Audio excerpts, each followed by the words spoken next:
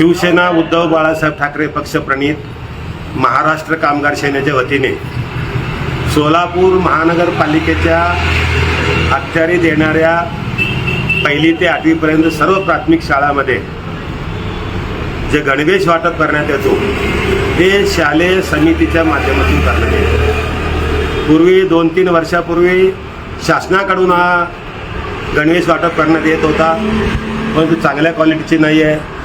जे गणवेश तयार करतात तो कामगार बेकार होतो, ज्या व्यापाऱ्यांना नुकसान होतो, आर्थिक नुकसान होतं, अशा प्रकारचं अडचण आली होती। त्यावेळेला देखील आमच्या कामगार सेनेच्या माध्यमातून आम्ही तो प्रश्न सोडवला।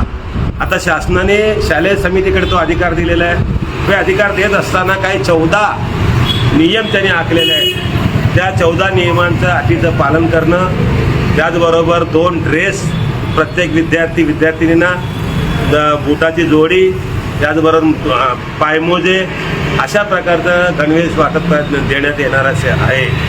त्या गणवेशाला प्रत्येक विद्यार्थ्याला 600 रुपये आणि 170 रुपये बुटांचे आणि मोज्याचे पैसे मिळणार आहेत। हे देत असताना जे गणवेश दिला जातो तो सुती मिक्स असला पाहिजे, कॉटन मिक्स असला पाहिजे, 100% पॉलिस्टर असू नये, अशा प्रकारचा त्या ठिकाणी घातलेली आहे। या बाबतीमध्ये शालेय समितीच्या वाटप करण्यात येणाऱ्या गणवेशाचं जे स्कूल बोर्ड सदस्य अधिकारी आहेत त्या ठिकाणी महानगरपालिकेचे जवळकर साहेब, त्यांनी या पूर्ण गणवेशाचं सर्व शाळांचं, महानगरपालिकेच्या अखत्यारीत येणाऱ्या सर्व शाळांचं गणवेश योग्य वाटप करतात का नाही याचा तपास करावा असं निवेदन दिलेलं आहे। आणि आमच्या कामगार सेनेच्या माध्यमातून देखील विद्यार्थ्यांचा आम्ही ड्रेसचा आपण तपास करतो। आम्ही तसं निघाल्यास आम्ही या महानगरपालिकेच्या शिक्षण स्कूल बोर्डच्या समितीसमोर किंवा स्कूल बोर्डच्या अधिकाऱ्यासमोर भव्य आंदोलन करण्याचा इशारा